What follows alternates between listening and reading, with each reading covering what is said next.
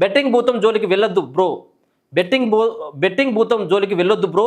రాష్ట్రంలో నిషేధం ఉన్న యథేచ్ఛక దందా. ఏడాదిన్నర కాలంలోనే 24 మంది బలవన్ మరణం.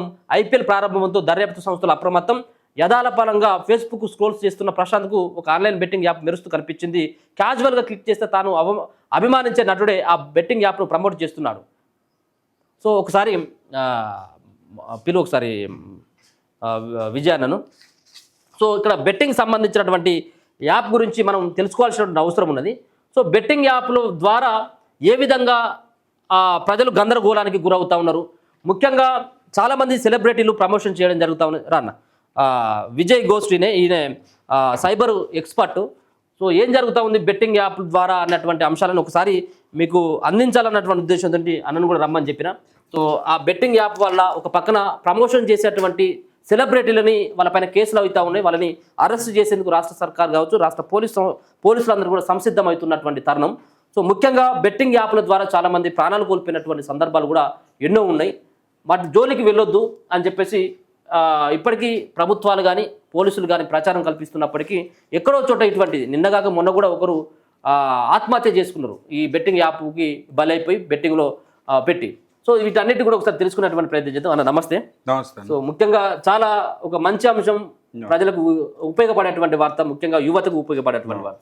సో బెట్టింగ్ భూతం జోలికి వెళ్ళొద్దు బ్రో అన్నటువంటి ఒక వార్తను కూడా చూసుకుంటా ఉన్నాం. సో బెట్టింగ్ యాప్స్, సో ఈ బెట్టింగ్ యాప్స్ ఎవరు క్రియేట్ చేస్తూ ఉన్నారు, బెట్టింగ్ యాప్స్కి యువత ఎందుకు అట్రాక్ట్ కావాల్సినటువంటి అవసరం వస్తూ ఉన్నది, ఈ బెట్టింగ్ యాప్స్ నిర్వహించేటువంటి సంస్థలు ఎక్కడ పనిచేస్తూ ఉన్నాయి, వాళ్ళని కనీసం అరెస్ట్ చేసేటువంటి అవకాశం ఉంటుందా, వాళ్ళు దొరికేటువంటి అవకాశం ఉంటుందా, సో ఏ విధమైనటువంటి చర్యలు తీసుకుంటే ఈ బెట్టింగ్ యాప్స్ని నివారించవచ్చు అన్న? బెట్టింగ్ యాప్స్ అనేవి ఈ యొక్క కురసావా అనే కంట్రీ నుంచి లైసెన్స్ అయ్యి రన్ అవుతూ ఉంటాయి బేసిక్గా. ఓకే. ఈ యొక్క హోమ్ కంట్రీస్ ఇవి కంపెనీలు రిజిస్టర్ చేసిందేమో సైప్రస్ అనే ఒక కంట్రీలో. ఇది వచ్చేసి కురసావా అనేది యూనో ఈ 2 ఐలాండ్ కంట్రీస్ ఉంటాయి, అక్కడ నుంచి ఇవి ఆపరేట్ అవుతూ ఉంటాయి ఇల్లీగల్గా. ఓకే. ఈ పేమెంట్ మోడ్స్ అన్నీ కూడా ఇప్పుడు ఇంతకు ముందు పేమెంట్ గేట్వే సిస్టమ్స్ అనేవి ఉండేవి. ఇప్పుడు ఏంటంటే ప్రజల అకౌంట్లనే తీసుకొని ఇప్పుడు క్యాసినోలో ఒకరు డబ్బులు వేయాలి అని అంటే మనం ఇప్పుడు ఆ డబ్బులని క్యాసినోకి వెళ్ళాం, మన నుంచే అకౌంట్ రెంటింగ్ అనే స్కామ్ ద్వారా అకౌంట్లు ఎక్వైర్ చేసుకొని ఇవి ఇల్లీగల్గా రన్ అవుతూ ఉన్నాయి. వీటి మీద చర్యలు అని అంటే చర్యలు ఇంతకు ముందు చాలాసార్లు తీసుకున్నారు.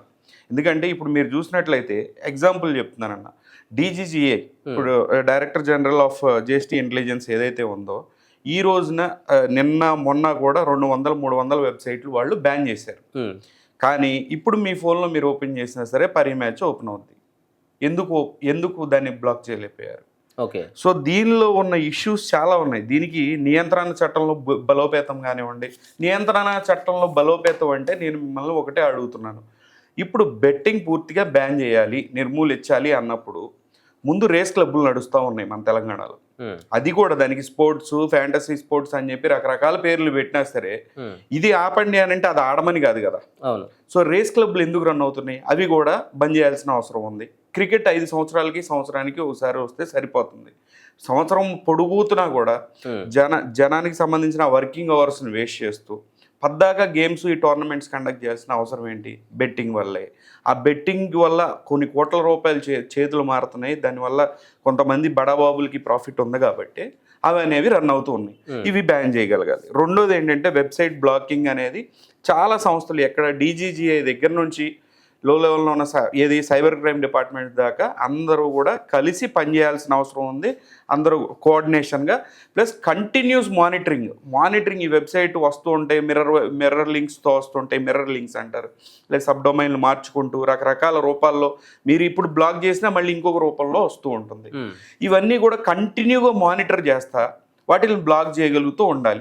రెండోది బ్యాంకింగ్ సిస్టమ్ కూడా ఈ పేమెంట్ గేట్వేస్ ఇవన్నీ కూడా ఇవ్వకుండా చేయగలిగారు. రెండోది ఏంటంటే అంతర్జాతీయ సహకారం.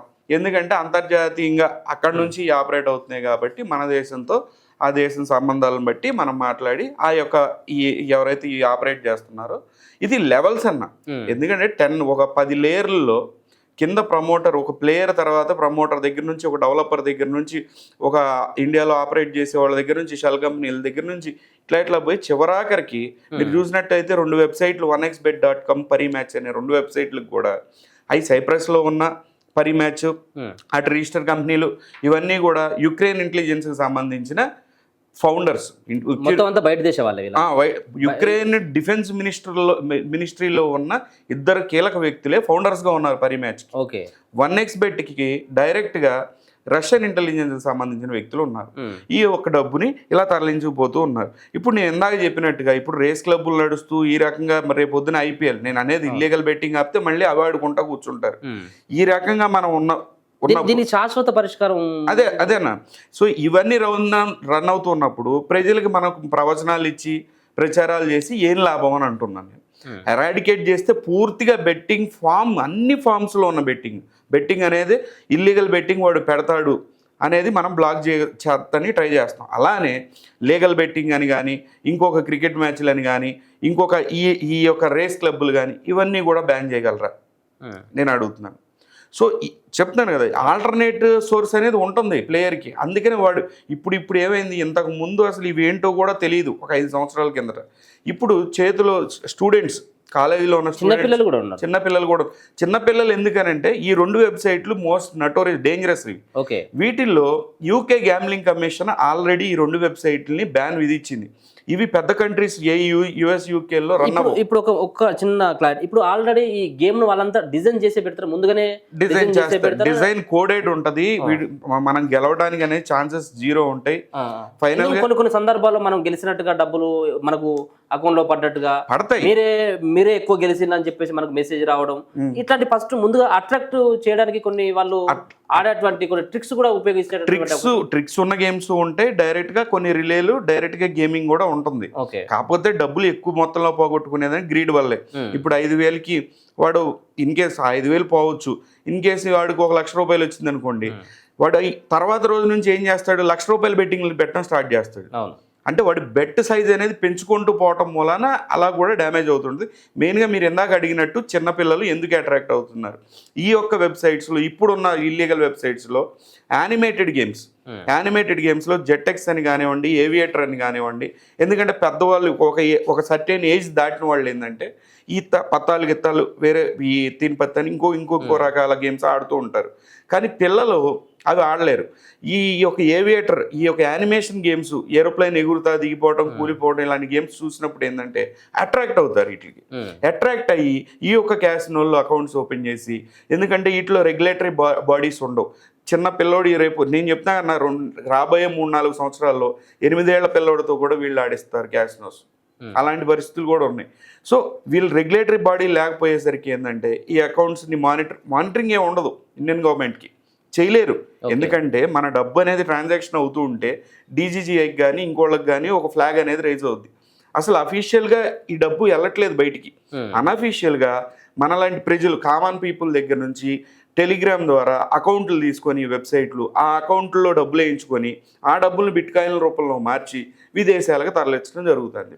ఇప్పుడు కొంతమంది సెలబ్రిటీలను అరెస్ట్ చేయడం జరిగింది, సెలబ్రిటీలను విచారిస్తూ ఉన్నటువంటి పరిస్థితి కనబడతా ఉన్నాయి.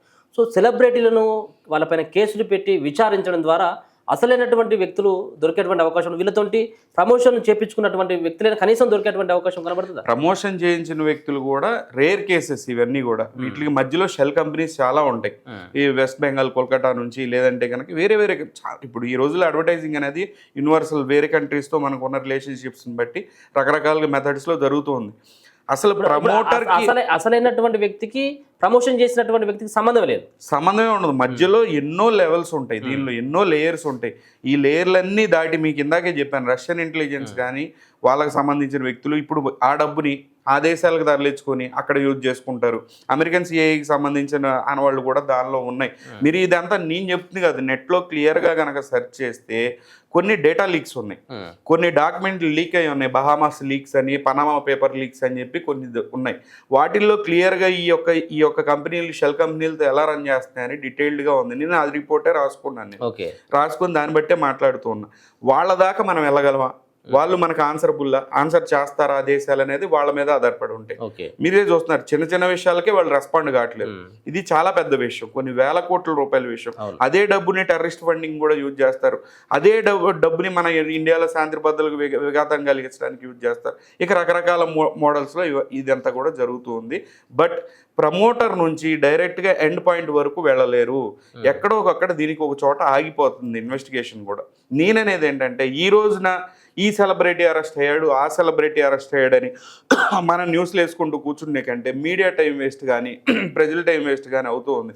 దీనికి పక్కాగా సొల్యూషన్ కావాలి అంటే కనుక ఒక ప్యానెల్ పెట్టి ఆ ప్యానెల్లో సీనియర్స్ని కూర్చోబెట్టి జరుగుతున్న ఇష్యూస్ ఏంటనేది ఒకసారి వాళ్ళుగా డిస్కస్ చేసుకొని దీనికి ఇమీడియట్గా రెమెడీ అనేది తీసుకుంటే చాలా మంచిది అనేది నా అభిప్రాయం. ఎందుకంటే రేపొద్దున ఇంకోటి అరెస్ట్ అవుతుంది, దానివల్ల వచ్చి ఒరిగేది ఏమీ ఉండదు అరెస్ట్ అవటం వల్ల.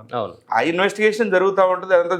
కానీ ఇప్పటికీ కూడా ఈ టైంలో ఎవరో ఒకళ్ళు మన తెలంగాణ మొత్తం మీద ఎవరో ఒకళ్ళు ఈ టైంలో ఆడుతూనే ఉంటారు. ఇప్పుడు మనం గేమ్ ఆడుతూ ఉంటే ఫోన్లో కూడా మనం అంటే మాట్లాడుకున్నటువంటి ఆ వాయిస్ కానీ మనం దీంట్లో ఆపరేట్ చేస్తూ ఉన్నది కూడా అక్కడ వాళ్ళు ఎవరైతే ఈ యాప్ను ప్రమోట్ చేస్తున్నట్టు అంటే ఈ యాప్ను వాళ్ళు ఎవరైతే దాన్ని రూపొందించాలో వాళ్ళకు వినపడేటువంటి అవకాశం ఉంటుందా? వాళ్ళు మన ఫోన్ కూడా ఆపరేట్ చేసేటువంటి పరిస్థితి ఉంటుంది వాళ్ళు అంటే వాడికి మన మాటలు వినాల్సిన అవసరం లేదు. ఎందుకంటే వాడు ఆల్రెడీ ప్రీ డిజైన్ చేసిన గేమ్ ఉంటే కనుక 100% కొట్టేస్తాడు, దాంతో సంబంధం లేదు. బట్ అలాంటి మెథడ్స్ వేరే వాటిల్లో ఉన్నాయి. ఇప్పుడు మన ఫోన్లు అంటూ వింటూనే ఉన్నాయి మనం ఏం మాట్లాడుకుంటున్నాం అనేది. దానివల్ల ఏఐ అనేది డెవలప్ అవుతుంది, దట్ ఈస్ అనదర్ సబ్జెక్ట్ అది. కానీ ఏపీకేలు డౌన్లోడ్ చేయడం వలన ప్రమోటర్లు ఏం చేశారంటే కొంతమంది ఏపీకేలు డౌన్లోడ్ చేయించారు. ఏపీకే ఫైల్, ఆండ్రాయిడ్ ఫైల్ ఒకటి డౌన్లోడ్ చేసినప్పుడు ఇన్స్టాల్ చేసినప్పుడు మన యొక్క డేటా, మన యొక్క కాంటాక్ట్స్ వెళ్ళిపోతాయి వాడికి. మన కాంటాక్ట్స్ ఎవరెవరైతే ఉన్నారో అవి వెళ్ళిపోతాయి. మన ఫొటోస్ ఏమైనా ఉన్నా సరే వాడు తీసుకోవచ్చు, వాడు అబ్టైన్ చేయగలడు. సో ఈ కాంటాక్ట్స్, మన కాంటాక్ట్స్ లిస్ట్ తీసి వాడు ఏదైనా చేసుకోవచ్చు, ప్రమోషన్ చేసుకోవచ్చు, మళ్ళీ వాటితో వేరే విధంగా ఏదైనా ఇల్లీగల్ యాక్టివిటీ కూడా చేసుకోవడానికి అవకాశం 100కి 200% ఉంది. దీనికైతే పూర్తి స్థాయిలో నివారించేటువంటి పరిస్థితి ఎక్కడ కూడా కనబడట్లేదు ఇప్పట్లో. ఇప్పుడు మనం దీనిపైన ఇప్పుడు కేసులు పెట్టినంత మాత్రాన ఇప్పుడు ఎక్కడో ఇప్పుడు మొత్తం తెలంగాణలో ఎక్కువ కేసులు అయిపోయినాయి సెలబ్రిటీలపై. సో బెట్టింగ్ సంబంధించిన వాళ్ళు ప్రమోషన్స్ ని ఆపడం ద్వారా దీనికి ఏమైనా పులి స్టాప్ పడ్డదా ఇప్పుడు ఏమైనా? ప్రమోషన్స్ ఆపటం మూలాన అంటే ప్రమోషన్స్ ఎప్పుడు ఆపాలి? 3-4 సంవత్సరాల కింద ఎప్పుడోనే ఆపాలి ప్రమోషన్స్ చేయడం ద్వారానే వీళ్ళు బెట్టింగ్ పెడతా ఉన్నారా? సో ప్రమోషన్స్ లేకపోయినా కానీ ఆల్రెడీ ఫోన్ లో మనకి ఇటువంటి యాప్స్ ఓపెన్ అవుతా ఉంటాయి. బెట్టింగ్ అనేది ఇల్లీగల్ యాప్ ద్వారా ఆడారు. ఇంతకు ముందు డైరెక్ట్ గా లోకల్ గా దొరికే ఈ యొక్క బెట్టింగ్ ఏదైతే ఆడిచ్చే ఆర్గనైజర్స్ దగ్గర ఆడతారు, లేదంటే సంక్రాంతి వస్తే అటు ఆంధ్ర పోయి అక్కడ సంక్రాంతికి అక్కడ ఆడుకుంటారు. ఆడటం అనేది ఆపరు, ఎప్పటి నుంచో ఉంది. కానీ ఇప్పుడు ఏంటంటే కాలేజీల్లో స్టూడెంట్స్ ఇప్పుడు ఒక పక్కన ఎగ్జామ్ జరుగుతున్నాయి, ఐపీఎల్లో ఈరోజు మ్యాచ్ ఏం జరుగుతుందని చెప్పి బెట్టింగ్ పెట్టే పరిస్థితులకు వచ్చారు. సో అది ఆ ఇల్లీగల్ బెట్టింగ్ ని ప్రమోట్ చేయడం అనేది చాలా, ఎందుకంటే తెలియనోడికి కూడా తెలియజేస్తారు. ఇప్పుడు మనం ఎన్ని ప్రచారాలు చేసినా ఎన్ని అవేర్నెస్ ప్రోగ్రామ్స్ తీసుకొచ్చినా ఆల్రెడీ అది మైండ్ లో రికార్డ్ అయిపోయింది వాళ్ళకి. మీరు ఏం చేసినా ఆల్టర్నేట్ గా ఎక్కడ ఆడదామని చూసే పరిస్థితులు ఉన్నాయి ప్రజల్లో. సో ఇంకా కూడా మనం చేయాలి. ఇంకోటి ఏంటంటే అన్న, ఎప్పుడు కూడా అవేర్నెస్ కూడా డేంజరస్. అవేర్నెస్ ఎక్కువ చేసినా కూడా ఇదేంటన్న క్యూరియాసిటీతో కూడా ఓపెన్ చేసి రిజిస్టర్ అయ్యే పరిస్థితులు ఉన్నాయి ఇప్పుడు ఉన్న లోకం. సో వీటిల్ని నేను అంటుంది ఏంటంటే టీవీ పరంగా మన మీడియాలో ఈ యొక్క డిబేట్ల కంటే బెటర్గా ఒక ప్యానల్, సీనియర్ ప్యానల్, మన తెలంగాణలో ఎంతో మంది సీనియర్స్ ఉన్నారు, ప్రొఫెసర్స్ ఉన్నారు, ఎవరో వాళ్ళని పర్టికులర్గా కొంతమందిని కూర్చోబెట్టి వాళ్ళు ఒక డెసిషన్ తీసుకుంటే చాలా మంచిది అనేది అభిప్రాయం. ఎందుకంటే ఇది చాలా చిన్న ఇష్యూ అయితే కాదు, చాలా పెద్ద ఇష్యూ, చాలా సబ్జెక్ట్ ఉంది. ఒక 1 లైన్లో మనం దీనికి సొల్యూషన్ అనేది పెట్టలేము. ఎన్నో స్టేజెస్లో దీన్ని ఎరాడికేట్ చేయగలగాలి, ఎన్నో స్టేజెస్లో మనం దీన్ని ఫుల్ స్టాప్ పెట్టగలగాలి. ఓకేనా, థ్యాంక్ యూ సో మచ్ అన్న, మంచి సమాచారం అందించు. దయచేసి అన్న విజయ్ గోస్టు చాలా ఎక్స్పర్టు, సైబర్ సంబంధించినటువంటి సైబర్ ఎక్స్పర్టు, చాలా ఇటువంటి దాంట్లో యాప్స్కి సంబంధించినటువంటి దాంట్లో పెట్టకూడదు. ఖచ్చితంగా కూడా దీంట్లో ఈ యాప్స్ని కనుక మీరు డౌన్లోడ్ చేసుకొని ఆడడం ద్వారా భవిష్యత్తు అంతా కూడా నాశనం అయిపోతుంది అన్నటువంటి అభిప్రాయాన్ని కూడా వ్యక్తం చేస్తున్నారు. దయచేసి యువత ఈ మత్తులో పడకండి అని చెప్పేసి మరోసారి మన తొలి వెలుగు సైతం కూడా విజ్ఞప్తి చేస్తూ ఉన్నది.